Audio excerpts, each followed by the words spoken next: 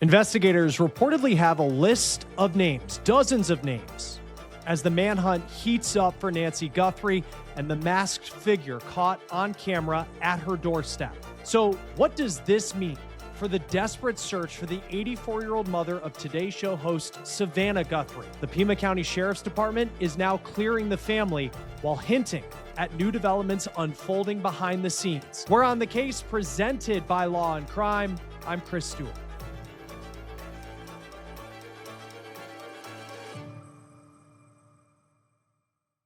All right, let's get into it. We are learning some new information on where and who investigators may be looking toward as they search for Nancy Guthrie. So let's dive into this new reporting and also the update we just got in from law enforcement. It appears that that glove, which did offer a glimmer of hope that it could be connected to the case of Nancy Guthrie, it didn't match DNA profiles in the FBI database called CODIS. Now, the gloves were found on the side of a road in a field about 2 miles from Nancy Guthrie's house. Now, the FBI previously said in a statement to us that the gloves appeared to match the gloves that you see the suspect wearing in the surveillance video that was taken on Nancy Guthrie's front steps. A big line in the statement we got from the Pima County Sheriff today, though, is, quote, additional DNA evidence was found at the residence, and that is also being examined. It's unclear what that evidence is and just how long it may take to get tested. It's also important to note with CODIS, the FBI's database, that has people in it who have been convicted of crimes, people who have been arrested, people who have had run-ins with the law. So just because it doesn't match in CODIS, that is still a very small portion of the population. The FBI appears to be looking at gun stores for clues. Reporter Brian Enton of News Nation, he has been all over this story on the ground in Tucson since the very beginning. He is reporting that agents have gone to several Tucson area gun stores with a list of 40 people, allegedly including pictures of those individuals. Agents are asking if any of the people on their list went into the stores in question. The Pima County Sheriff says that they are canvassing businesses and showing the doorbell video to just see if anyone looks familiar who came into these stores. The masked person who is spotted on Nancy Guthrie's front steps in doorbell video appears to be armed with a weapon at their waist. Now, the type of gun, we have been told, does not match the holster. The holster itself, that appears to be relatively cheap option if you're in the market for a holster, a $10 one at certain Walmarts. And it's been reported that several Walmarts in the Tucson area carry those particular holsters in stock. Now, speaking of Walmart, that store could be very key in this investigation because law enforcement say that the man's clothing may be items from Walmart, that they're items that are available at Walmart, but not exclusively sold there. However, the backpack that the suspect is wearing, that is an item that you can only find at Walmart, and that could be huge. I did reach out to Walmart for comment on this story to see if they'll share with us the type of information that they're providing law enforcement. We haven't heard back. Law enforcement has confirmed they're working with Walmart management to identify and isolate the individual who purchased the backpack. Now, it is unclear who is on the supposed list that agents have come up with that have names and pictures reportedly that they are showing to gun stores. At least 2 people at this point in this investigation have been detained, but no arrests have been made. Now, there are reports that evidence is still being processed in connection to the raid that happened on Friday night at a home about 2 miles from Nancy Guthrie's house. And then you had that dramatic traffic stop that was made out of Culver's nearby. NBC News has said that law enforcement is leaning away from the people who have been detained thus far in the case. Hey guys, real quick, I want to talk about a huge partner that we have here at Law&Crime, a huge partner of our show On the Case. It's a major tool, saves me a ton of time. It is Truth Finder. It allows me to focus on reporting and putting these stories together and gathering information and not paperwork. You can use Truth Finder as well. This is a massive search service. You type a name in, you can find addresses, criminal history, and much more. It's certainly a go-to tool for us, and it's one of the largest search services in the US. And when you get a subscription, you get unlimited and confidential searches, so you can check on new neighbors, you can vet people you meet online, or you can just find someone who you want to reconnect with. You also can look up registered sex offenders, which is really important, and even do a background check on yourself. Stay informed, stay safe, check public records with Truth Finder now at truthfinder.com/OTC. Today, the sheriff's department also said that they're still processing evidence from 2 search warrants executed last week. Now, the individuals who were questioned, they've been released, no arrests have been made, but the sheriff also says you can expect to see similar activity moving forward. So that could include more raids like we saw on Friday night last week and that traffic stop near the Culver's fast food restaurant. Now, earlier this week, there was a report from News Nation that law enforcement's using what's called a signal sniffer on a helicopter to try and locate Nancy Guthrie's pacemaker. Remember, her pacemaker disconnected from her iPhone in the early hours of the morning, February 1st. And with the timeline that was given to us by law enforcement, that was the last moment that they have contact with her, when that pacemaker disconnects around 2:30 in the morning. So this helicopter was flying low, according to reporters, going very slow over Nancy Guthrie's neighborhood. And that's reportedly because this signal sniffer technology tries to pick up frequencies. Maybe it's a cell phone, or in this case, a pacemaker. Today, law enforcement said that they're attempting to locate Nancy Guthrie's pacemaker, and they're working with the pacemaker's manufacturer. Now, the sheriff is revealing more information about his decision to go public and state that the Guthrie family and their spouses have been cleared and they are not suspects in this case. And he is also going on the record saying that they should be seen as victims of this crime. Now, the sheriff put out this statement on Monday where he made it clear that the Guthrie family, they don't have anything to do with what happened to Nancy. Based off the investigation, the sheriff said, quote, "To be clear, the Guthrie family, to include all siblings and spouses, has been cleared as possible suspects in this case. The family has been nothing but cooperative and gracious and are victims in this case." The sheriff also went on to criticize people who have speculated, or in some cases, professionals who have even reported that the Guthrie family may be involved in this case, saying, quote, "To suggest otherwise is not only wrong, it's cruel. The Guthrie family are victims, plain and simple. Please, I'm begging you, the media, to honor your profession and report with some sense of compassion and professionalism," end quote. Now, the sheriff is expanding on this statement on Tuesday. He told TV station KOLD in Tucson that the Guthrie family was actually cleared within the first few days of this investigation. And he went on to say that they were very thorough with the Guthrie family. Any law enforcement expert will tell you, and if you follow true crime, you often see cases where investigations begin by looking at the people closest to the person considered a victim, or the person in this case who is missing. And in this situation, as we have talked about many times, Nancy Guthrie, she takes an Uber to Annie Guthrie's home, her daughter, her eldest daughter, Savannah's older sister. She has dinner, she has games, and then a member of the Guthrie family drove Nancy back to her house. And then it's believed a couple hours later, based on the timeline given to us by law enforcement, that is when someone entered the home and took Nancy Guthrie, and the investigation has gone on ever since. Now, we have seen law enforcement go to Annie Guthrie's house plenty of times and process the scene there. One of her vehicles was taken and processed, which the sheriff said was just standard evidence gathering. And then we've also seen law enforcement go back to Nancy Guthrie's house multiple times. This is what the sheriff said about the investigation into the family, making sure people know that they aren't just clearing them, but an investigation was done to prove that they had nothing to do with this. He told KOLD, quote, "We talked to them. We took their phones. We took their computers. I mean, we did everything. We processed their vehicles. We processed their homes. They are victims." Now, it is unclear beneath the surface whether anything changed in this case, prompting the sheriff to go on the record with the clearance of the Guthries, or whether it was just in response to the public speculation that has really been a cloud over this case from the very beginning. And I wanted to say to whoever has her or knows where she is that it's never too late. And you're not lost or alone. And it is never too late to do the right thing. I want to talk about Savannah Guthrie's message that she put out on social media Sunday night.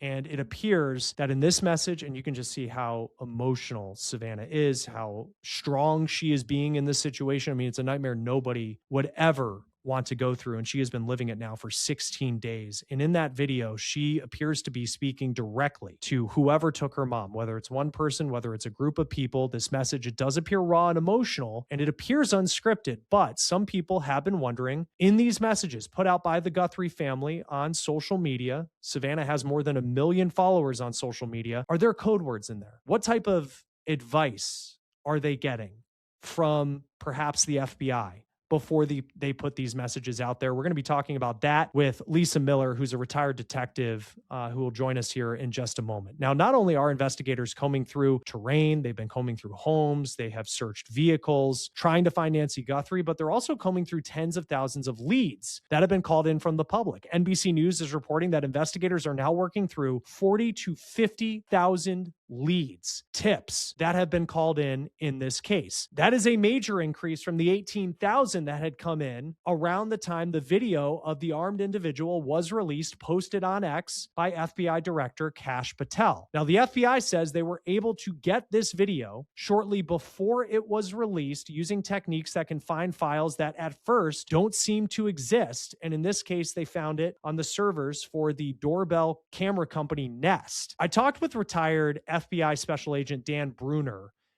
Really interesting point that he brought up, because so many of us on the outside, we have been looking at that video, trying to dissect it. And often we see law enforcement lean on the public in cases by putting out those images, just like we're seeing in this case. But he was telling me that he believes it was a mistake to make this video public when it went public. And this is why. This put the advantage by releasing that video. Kash Patel decided to release that video for whatever reason, public relations reasons, to say the FBI is doing a great job. We don't need that sort of public relations win, but Kash Patel decided to do it. He then gave the advantage back to the criminal. Why? Because once that criminal knows, what is the criminal going to do? Get rid of the backpack, get rid of the face mask, get rid of the jacket, get rid of the gun. All pieces of clear evidence that a U.S. attorney would want in court, or state attorney, a DA, would want in court to prove this was recovered at his home. Here's the video of him, disabling the Ring doorbell camera. That individual now also can flee. He could be on the other side of the planet at this time, because he says, oh no, they have me on video. You're giving the advantage to them. This completely was a huge headache to investigators. It didn't give them the opportunity. Then on top of all of this, before they were able to really dissect the backpack and analyze it and figure out this was the make, these are the stores, this would take at least 4, 5, 6 days. In that time, in those first 3 days, 14,000 tips were given. 14,000 tips were provided, inundating the FBI with tips. And that required every single one of those tips had to be vetted, had to be worked out. If the investigators had had their time to vet it out, okay, we're looking for an individual who's 5'10", who's wearing this type of backpack.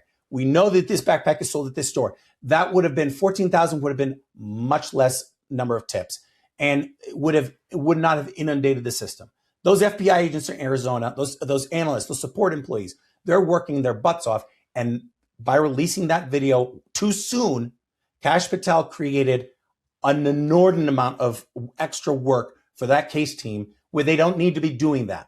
Now, we're also seeing money being raised from the outside. You have on the inside, the FBI offering a $100,000 reward for information leading to Nancy, or the person or people who took her. The FBI once again tweeting out her missing persons poster today with that $100,000 number. Now, the FBI's official suspect description, by the way, for that person who they are calling a suspect on Nancy Guthrie's front steps, it's a man standing between 5'9" and 5'10" with an average build. This is a GoFundMe that's been launched to raise money to buy 1 Bitcoin to pay off the person who has sent multiple emails to TMZ claiming they know where Nancy is. The most recent email, TMZ says, its 4th email came in yesterday on Monday. Now, the FBI hasn't commented on whether that information is credible, whether those emails that TMZ have received, whether they're credible. This is different from the alleged ransom notes that TMZ and other media outlets received early on. This is from someone claiming that they know where Nancy Guthrie is, claiming that Nancy Guthrie is in Mexico, and they want 1 Bitcoin. Well, they actually now want more than 1 Bitcoin to hand that information over. So this GoFundMe, and I will tell you, it's only raised $1,500 of the $65,000 that it has listed as a goal, but it is raising money to buy a Bitcoin. The emailer, though, who has sent those emails to TMZ, they're now asking for more than 1 Bitcoin. After the FBI raised the amount of reward money to $100,000, this emailer called back or emailed back to TMZ saying that they want $50,000 paid up front for information. 1 Bitcoin, by the way, right now is going for more than $67,000. There's also a Milwaukee personal injury lawyer who's putting his name and money into the mix here. His name is Michael Hoopy, and he posted that he is going to offer a $100,000 reward through Crime Stoppers in this case. Now, President Trump, he is also weighing in on this case. He has spoken to Savannah Guthrie. They obviously know each other because she's covered him during his time in the White House. Spoke to her in the first couple days after Nancy was taken, offering federal support, and we've certainly seen that. Then you have on February 6th, which is 5 days after Nancy Guthrie was taken. He was on board Air Force One, and he told media there that they had some strong clues in the case. But again, at this point, no arrest has been made. And now President Trump is issuing a strong warning to whoever took Nancy Guthrie that they will face the most severe consequences, including the death penalty, if Nancy Guthrie is not returned alive. If you have information on Nancy Guthrie, you can contact the Pima County Sheriff at 520-351-4900, and you can also contact the FBI at 1-800-CALL-FBI or go to tips.fbi.gov. Join us now to talk more about this case and these newest developments. We just got in retired detective and former chief investigator Lisa Miller. Thank you for being with us here on Law and Crime. So on the surface, you see this statement, no match in CODIS. There was always a chance that this glove might not matter to this investigation. What stands out to you about the wording that we're seeing here from the Pima County Sheriff related to the results or lack thereof when it comes to this glove? Well, in the face of it, I can see where it'd be deflating for the people that are watching this really interesting, convoluted case. However, what I take from it is the FBI's CODIS system, there are very strict standards about uploading a profile to CODIS. Forensic unknowns, and this sample is a male unknown sample, there's extremely strict guidelines about uploading a forensic unknown to CODIS. So what that tells me is this forensic male unknown sample did not match anything in the house, but we know from the reporting that it was able to be uploaded in a CODIS. There is something on this glove that connects it to that crime scene. This strange item that was found, 2 miles away that just looks like the glove in the video. They can't upload it to CODIS as a forensic unknown based on visual similarities and it being 2 miles away. There has to be a connection. Now, is that connection Nancy Guthrie's DNA? We don't know. Is that connection the plant material that may be found on the glove? We don't know that, nor really should we, but I think we can glean from it that it is definitely tied to the crime scene since it was able to be put into CODIS. Yeah, because, in the statement that we received from the FBI, and when they put the line out there that says it appears to match, because there were these 16 gloves that were found, and they said the majority of them were just, ones that were thrown away and almost littered by people who were searching, which I know that part of it got a lot of attention. But the FBI, just in stories that we cover, they're very purposeful typically with what they say. When you get a press release from the FBI, seems very thought out. And to put in the line, it appears to match the glove, something along the lines of appears to match the glove worn by the person seen in the surveillance video. That stood out because it just felt like, is it because it's this latex kind of glove, which a lot of people have, it appears to match, or is it different than the 15 other ones that you found that you were able to say, well, this is associated with the people who had been searching for Nancy Guthrie? Right. Words matter to the FBI. When they put something out, a public statement, it's notable that they put out a public statement saying that they had found DNA on a glove, and they had found a glove they believed to be associated with this case. That alone is notable. But the phrasing is definitely, they don't have some intern running their accounts that put this out. They put care into what they say. But this visual match alone most definitely did not allow this glove, this DNA on this glove, to be put into the CODIS system. And we note as well, I know people have talked about how CODIS, it's really only a small portion of the population that is in CODIS. It's people who have been convicted of crimes or arrested, had run-ins with the law. So that doesn't necessarily rule it out maybe from having a potential impact down the road. We'll see. They also talk about in this statement saying that, quote, there is additional DNA evidence that was found at the residence, and that too is being analyzed. And I remember back in the beginning, first couple of days of this investigation, the sheriff talked about like fast tracking some DNA to be analyzed in Phoenix, and nothing seemed to come of that. But now saying that they have more evidence there, and I know they've searched that home over and over and over again. I guess how much confidence would you have that even that glimmer of hope could mean something, knowing that to this point it just doesn't seem like any. And I know there's a lot of things that maybe aren't being said publicly, but at least from the public's view, it seems like a lot there just haven't been returns on this DNA evidence that they've been analyzing. Right. So I'm not going to put a whole lot of hope into what they have recovered from this crime scene. Here's the thing with DNA, and I mean, it's amazing. Juries want to see the science when cases like this go to trial, right? Science is very important in cases like this. However, one thing that we really need to realize is we live in a dirty, dirty world. And by dirty, I don't mean unclean. Dirty, I mean the people that come into your home doing work, electricians, plumbers, the whatevers, the cleaning lady, whatever that may be, they're sloughing off thousands of skin cells, a day. So the people that come in and out, and DNA is really, it's not as fragile as a lot of people think. So in a controlled environment, like inside a home, someone's DNA can last for an extended period of time. So I don't want to put a whole lot of hope into this. Yes, it needs to be tested. Yes, this is a case now where it's every stone needs to be overturned. The workers are doing that. I think as we're seeing, they're starting to go in various different directions looking at that. But I don't put a lot of hope in it, but we can hold on to that. You never know. Sometimes it's better to be lucky than good.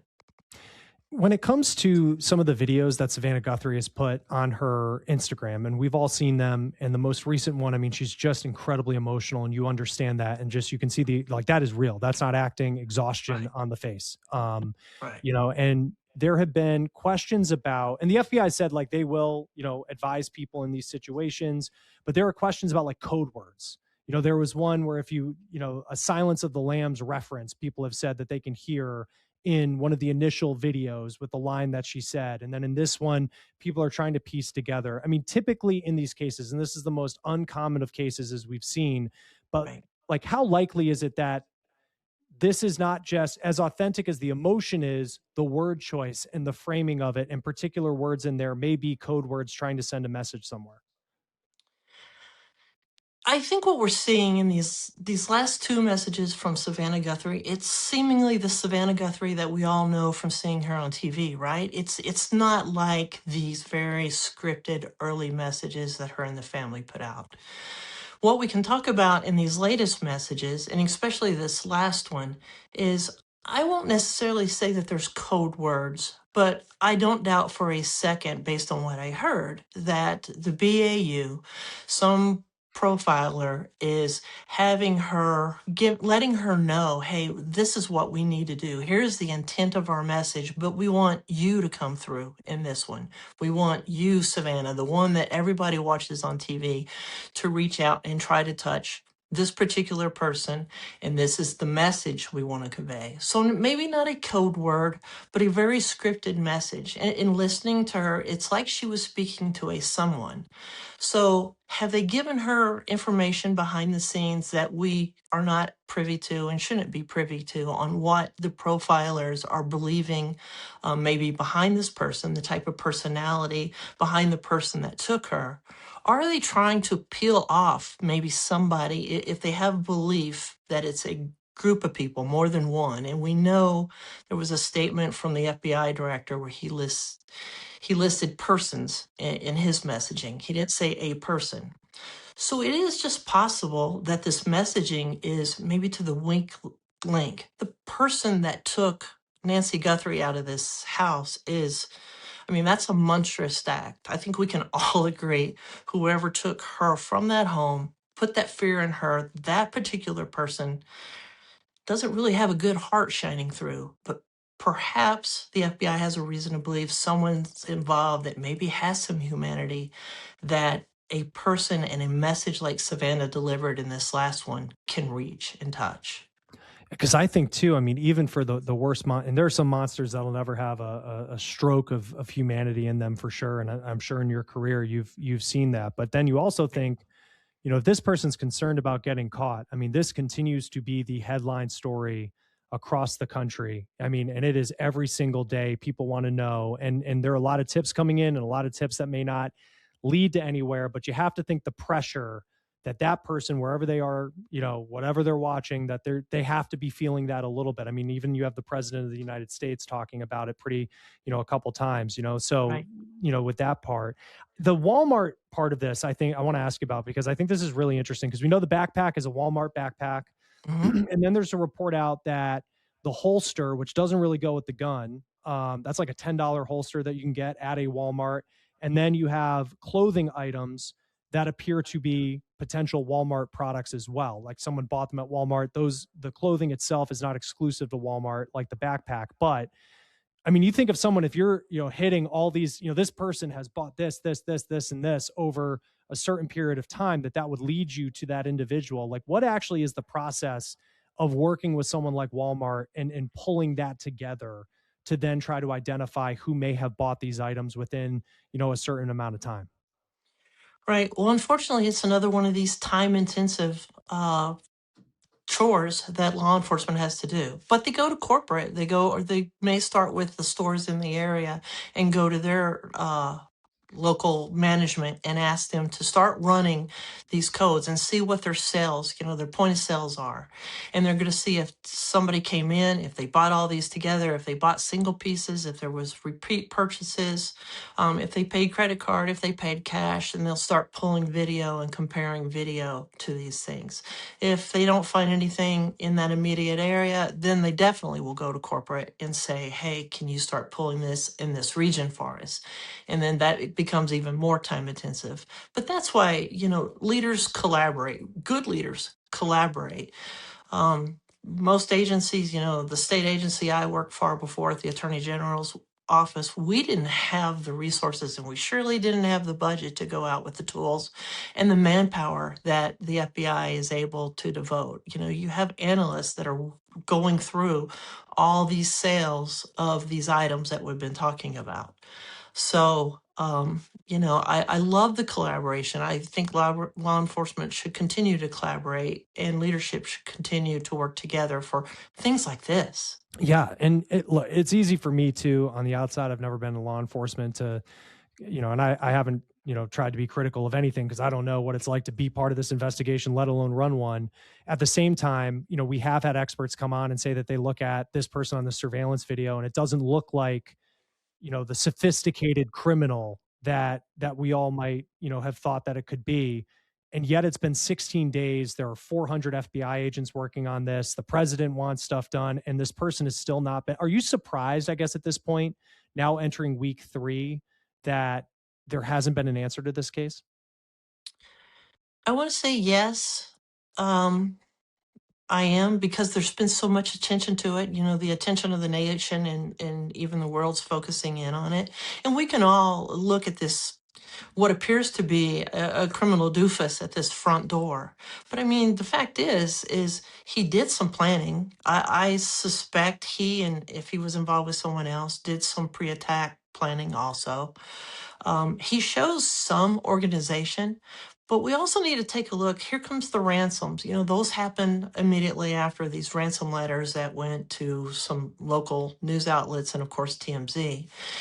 That indicates, someone with a little more sophistication, organized behavior. And I know what we're seeing, especially in Europe, we are seeing organized criminal gangs, organized criminals, reaching out to petty criminals and having them do the actual taking. But then in that case, you have this structured, what we usually see as the transaction of the ransom. I mean, ransom, kidnapping, that's a business transaction, depending on who's behind it. It's always transactional, and there's a dialogue. And I thought we were going to see more of that in this case, and then it stopped. But having said that, there's a lot of reasons for abductions. It's not just a financial reason. So it's going to be interesting when we find out what exactly occurred, and maybe if we get to a why. Right. And it's because that's like of course, the why of where is Nancy Guthrie and who took her, like those are the big questions. But then it's just, to take an 84-year-old woman who has health issues in need of medication, it's just something you typically don't see. I know there was a report earlier this week that the sheriff kind of pushed back on, where a local outlet in Arizona was saying that they're being told that the working theory is that this was a burglary that then turned into a kidnapping for whatever reason. When you look at this case, where are you on, and there's so much we don't know, but just from what we know of what this person looked like, the way that they appear to have entered the home, the fact that Nancy Guthrie is not a typical target, age-wise, that we see in kidnapping cases. I mean, how likely is it that this was something where maybe they entered the house thinking it was a burglary, then you interact with Nancy Guthrie, and then you decide to take her? Yeah, so nighttime burglars, usually they've cased the place, if you will. They've done this surveillance, they've checked the neighborhoods, they know when people are home, and they don't usually go into residences overnight because they know people are there. Um, could it have been something that went bad? You can't rule it out. And investigators have to keep an open mind as they go along the way. But on the face of it, it doesn't look like our normal burglary gone bad. Burglary gone bad is somebody goes in, if they see somebody inside, they flee, or they cause harm inside. They don't take an elderly woman with them suddenly. That's not what we see. So I would have to, using experience and what we've seen in the past, say it just doesn't fit. But this case seems to be a lot of square pegs trying to fit them in these round holes. It's convoluted and messy. Yeah, it's one of those where like I can't remember one that has just been, so many people are confused by it. Experts, certainly the internet, people who have no experience investigating these cases as well. We've had these detainments, and it's been the one gentleman near the US Mexico border seems like he wasn't involved based on what the sheriff has said. Then you have this raid of a home about 2 miles from Nancy Guthrie's house, and then you have the traffic stop at Culver's, and no arrests at this point. But they say that expect more of these types of activity. What does that tell you about where we are in this investigation, that we may see, whether it's tonight, tomorrow night, SWAT team goes out again, they execute a search warrant at a home, and then we see another detainment, but yet have no arrest? Hey, I hope we see more. It tells me that the policing is working. The boots on the ground, they're seeing things, whether it's from, the FBI's work with the cell phone analysis, the analysis of the cell sites in the region, whatever they're looking at, these pieces of information they're gleaning, they're acting on it. They're getting information and acting. And it's not a bad thing to take someone in custody when they're getting enough information, whether it's a state warrant, search warrant, or a federal search warrant. They're articulating something to a judge that is letting this judge sign off on this warrant, granting them access to a home. So it's substantial. So that tells me they're gathering a lot of good information to be able to execute search warrants inside a home. The home is it's our area of, safety. Judges just don't allow police officers into homes on a whim. So I like it. Keep digging, keep working. I want to see more of that. They have the resources down there to follow up on a multitude of leads at once. Shake the bush. Let's see what falls out. Yeah, and it seems like foot is on the gas, and it's going to continue to be until they find an answer to what happened to Nancy Guthrie. Lisa Miller, retired detective, former chief investigator. Great to have you on Law and Crime. Thanks for being with us. Thank you, Chris. If you have information on Nancy Guthrie, contact the Pima County Sheriff. 520-351-4900 is the local number. And you can also contact the FBI and remain anonymous. 1-800-CALL-FBI is the phone number, or you can head over to the website and submit an anonymous tip at tips.fbi.gov. That will do it for On the Case, presented by Law and Crime. Subscribe to us on YouTube and Spotify, and we are now streaming on Peacock. I'm Chris Stewart. We'll see you next time.